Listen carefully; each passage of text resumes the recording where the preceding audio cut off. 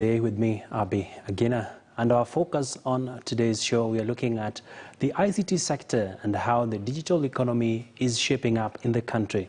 And we are still with the Principal Secretary in the Ministry of ICT, that is Mr. Jerome Ochieng, who has been shedding more light into this very important subject. A lot of feedback I can clearly see coming in on our social media pages. And of course, let's keep engaging, let's keep tweeting at KT News KE, at Agina Abi. And of course, we shall be able to sample some of your views as we progress. Well, PS, I beg your pardon, Jerome, thank you for staying on with us. And it will be unfair for us to proceed to our next area of focus, that is around the data issue, without giving you a chance to just, in brief, conclude on this digital tax. It's very contentious. Well, thank you. Thank you very much, Abby. Like I said, we still continue together with the Kenya Revenue Authority to really focus on the areas that we can actually use to make sure that we strike a balance between revenue and also the government expenditures. All right. I know we find ourselves in a catch-22 situation because, like I said, previously a lot of transactions were happening offline. Right now, a lot of transactions have moved online. And you see, certainly we need to ensure that we are able to balance between sustaining the digital economy and also ensuring that government revenue is also sustained. So basically that is where we find ourselves, and we are trying to balance the two. So all right. I think I would really want to respond to that in that particular format. All right, PS, we'll definitely revisit this subject in the near future. Well, let's shift gears, PS, and talk about the data commissioner. There's been a lot of concerns around cybersecurity in the country. There's a lot of data mining happening from companies that is leaving consumers exposed. Just give us a snapshot of what will be some of the key aspects that the data commissioner will be dealing with. Yeah, well, thank you very much, Abby. And let me just step back a bit and say that, of course, the current phrase people normally say is really data is the current oil, or data is the new oil, bearing in mind that with the fourth industrial revolution, a lot of emphasis has gone in through technology, and data is at the heart of it. So having taken this and considered this in mind, as government, with the responsibility of coming up with the rules and regulation, we set up, or we established what we are calling the Data Protection Act 2019. Mm-hmm. The main objective of the Data Protection Act is that we had set up a number of, it sets up a number of offices and a number of functions, but key among them is the Office of the Data Protection Commissioner, whose one of the main objectives was to really regulate the processing of personal data, and also has a responsibility of protecting the privacy of individuals. Now that we keep on talking about digital economy, digital strategy, and data, and everything else is moving onto the internet, certainly there is a lot of data being generated. There is a lot of data that comes into place. Certainly there was need for us to see how this data is managed and being regulated. So it's for that reason that really we established the office, and actually the Data Protection Commissioner has also the responsibility to establish mechanisms to protect personal data. So a lot of work has gone on, and actually we are saying as a region also, we continue to be among the first that we established the Act itself. Currently there is regulations that that were developed through that particular office with the task team that was created. The team came up with 3 sets of data regulations. Basically, regulations normally operationalize the Act. They looked at what we are calling the Data Protection General Regulation. That basically looks at generally issues relating to data protection. Then we also had the Data Protection with respect to compliance and enforcement, which we are calling the Data Protection Compliance and Enforcement Regulation 2021. And then we also have the Data Protection, Registration of Data Controllers and Data Processors Regulation 2021. Again, this also looks at how to register the data controllers and how to register the data processors. So we've taken the entire country through a series of stakeholders engagement, and I think we had almost 15 or thereabout virtual stakeholders engagement, whereby stakeholders gave back their feedback in terms of what they feel these regulations looks like and how they can be improved. And currently, as we speak, Abby, there is already a team that is compiling and looking into all these regulations so that we now move to the next step. So just to emphasize that really bearing in mind that a lot of information a lot of our activities are nowadays going online, there is continuous need to protect personal data. There is continuous need for privacy, and this is an area that we have looked at.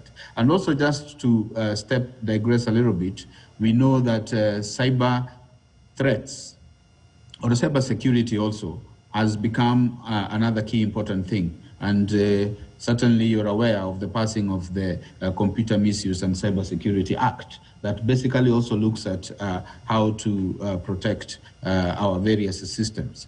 So if we look at broadly the digital economy strategy, under it, I talked about the 5 pillars, but we also have cross-cutting issues, and among them is the issue of data, which we have actually talked about, and also the issue of cybersecurity, again, a very important space that we are currently working on to ensure that our data are protected and also personal data, more specifically personal data, is well taken care of. Thanks, Abby.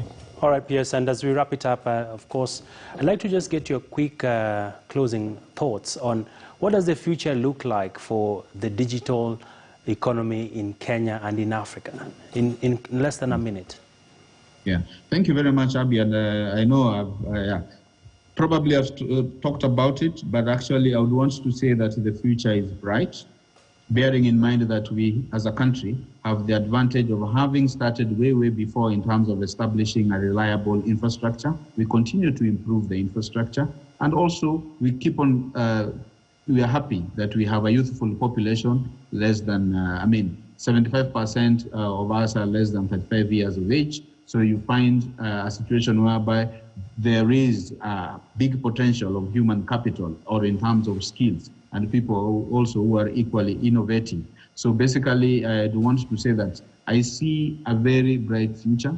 I see Kenya becoming one of the regional hubs of technology, and I also see ourselves being in a position to provide services across the region and beyond the region, because we started a project called Ajira. Let me just run through very quickly. I know you've given me a few seconds. But this will create an opportunity whereby our young people will be able to work, not just within our borders, but beyond our borders. Reason being, we have a youthful population with the skills and a reliable infrastructure. So you really need a stable, reliable infrastructure, and you need skills to be able to do some of this work. So I would want to say that we are doing fairly well, and actually we can still do better. And I know as a government, we have put in every effort and energy to make sure that we do the best that we can. All right, thank you so much. We've been speaking there to the ICT Principal Secretary, Mr. Jerome Ochieng, giving us perspectives into this very important subject around the digital space. And thank you for your time, sir. Well, we want to still stay on matters ICT, and my colleague Noah Kipkemboi has a lot more on his end. Over to you, Noah. This particular market that you're targeting, the African market, what have you observed? What is the opportunity in this market that you're trying to step into? You know, when we started our operations in Jabalali and started importing from China and India, where we have our manufacturing capabilities, then at the free zone of Jabalali, we realized that 70% of the goods are going and re-exporting back to African continents. The demand which we saw because, you know, Jabalali is mostly like a re-export market. it's a free zone. So when we saw the data of 70% of the market share we are getting from the East Africa region, then we realized that Africa has a very bigger potential. And then with our in-depth research and the statistics which we saw and the consumer feedback on the quality and everything, we realized that even the online sector in East Africa like Jumia is booming a lot. So that is how we targeted East Africa region. Commerce space here is very strong. Yes. And also, other than strong, also it has a very big potential in e-commerce, because e-commerce was the untapped in the African continent. And if you see the tier 2, tier 3, where these e-commerce people can reach, and those people can get affordable smart TVs who cannot get afforded easily. So that is the main target. The transition from the normal plain TV to the smart TV. When did that happen? And now the uptake of that globally, especially the lead markets like where you are, compared now to the East African region. Will you draw that out for us? Yes, if you, for this, you need to understand the internet penetration in the last 1 decade has grown so steeply that if you even compare only the part of African region, which has a very big population, the penetration of internet has grown very steeply. So if you compare the prices of smart TV and the normal TV and the traditional TV, which used to be CRT TVs, smart TV and the normal TV, the price difference is not that much. At a very small price difference, people can watch their own OTT platforms like Amazon, Netflix, and the other OTT platforms which have been made by many people. And other than that, the main role is the internet penetration, due to which people are preferring smart TV, because without internet, smart TV will not work. So far, what have you achieved in terms of coming to this market? Where are you? Is your product already being bought? Are people using? Has been the uptake of it? Yes, like I told you, from the Jubilee re-export market, 70% of the market share has been exported to the East Africa region. But if you talk about a proper distribution channel, now we intend to open retail showrooms in several places of East Africa. Even, I'll give you a small example. Some of our major customers are in the Senegal areas and countries like Malawi, Zambia, and these places. Some people have opened their own shop and kept our products, and the response is coming very good. So this is how what we plan is now a proper distribution channel where we have our own logistics centers and the retail showrooms where consumer can buy from our own retail outlets. And other than that, we have a proper distribution channel like the e-commerce platform or the distributors which are currently present in the market region. Manufacturing seems to be, actually, it is one of the major sectors that the government is really focusing, economically speaking. In terms of long-term projections, do you foresee a situation where we would have the production of smart TVs locally, even if it is by you guys, but setting up a plant here in Kenya? Yes, in fact, if you see that a lot of government benefits are only on the manufacturing sectors, not on the trading sectors. And we have already tried in many countries, like we have a plant in India also. If you open and set up in Kenya, it will definitely add a lot of value to the costings and the price, of course. And other than that, the quality control also when the product is manufactured in the country where you are going to sell it, and the service related to the product, which is very important, which will give you the referral to the client, and the sale will keep on moving only on basis of quality. So yes, of course, we see a potential in Kenya where manufacturing can play a lot of big difference. In the affordable smart TV sector that you're targeting, how is it? How's competition in that sector from where you sit? In every trade there is a competition, and specifically if you talk about consumer electronics, where always, in a decade, 1 or 2 products are coming which are very fast moving in the market. And in this decade, it's the mobile phone and the smart TVs, which is very fast moving. So competition every 1 month or 2 months, the new players or the new entrants are coming, but the product is not important. The important part is that product, how you maintain its quality and how you give the service to the customers. Because a lot of new products will come, fake products comes in the market. But if you are confident about your quality of the product, then 100% no one can beat you in the market, even if there is a competition. because placing a product at a right place and a right quality, right pricing, that is what makes a difference with the proper distribution channel, of course. Definitely. Talking of pricing, you say you have right pricing. What is the price range of these products? And may you draw comparison with now the normal pricing that we've seen, especially with smart TVs compared to what you guys are offering? If you see, I will give you, I'll give you a small example. If you buy a Samsung TV of 50 inches, the same price you can buy a 65 inches of Mesa.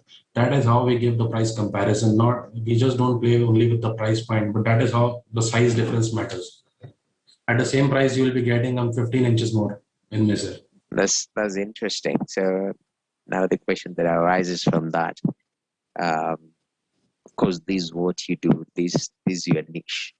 But how comes for example, competition, Samsung are able to produce at that cost and you at this particular cost? What tweaks do you have to be able to produce such affordable products? We don't, if you see the market share of Samsung and market share of our product is totally different. If you see, we are mainly focusing on tier 2 and tier 3 places, whereas the Samsung placement is mainly on the tier 1 places. And if you see in the city like Nairobi also, people will prefer to buy Samsung, LG at their home. But once they get educated and get to know that the same features and everything nearly similar, we are getting it for a 30 to 35% lesser prices, where the product quality and the service centers are available. Then it comes, then the customer will not hesitate to buy your product. At that time, you do not feel that you are competing with a very top brand. So this particular placement might take some time. It might take another 1 year to place our product like this in terms of pricing and quality. But once it is gone in the market and the people like your product, definitely the numbers will come back again and it will grow. In terms of the consumption trends that you've realized or you've seen during this pandemic period, you understand that cash flows and spending power has really been hit across the globe. From where you see it in terms of the electronic consumable sector, how has the sector been affected? If you see this sector, this is the only sector which has grown during the pandemic. Because if you see that people used to go to cinema halls to watch their favorite shows and people used to go out, but at this time of pandemic, the demand for smart TVs have increased year by year. And this particularly pandemic year, it has increased to a very big level because of the OTT platforms, like I said previously, like Amazon and Netflix. People want to watch. Even now, if the new movie is coming into the cinema hall, where in the countries where lockdown is not there, people are preferring to watch the movies at their home. They are not preferring to go out. So the demand for smart TVs have increased. In terms of now moving forward, in the next 2-3 years for Mesa, where do you want to be in this market? We are now planning in this particular market. We are very clear with our plans. Now we have plans to open the retail showrooms in every part of East Africa to target the tier 3 and tier 2 places. So our target is very clear: retail sector, which will have our own team and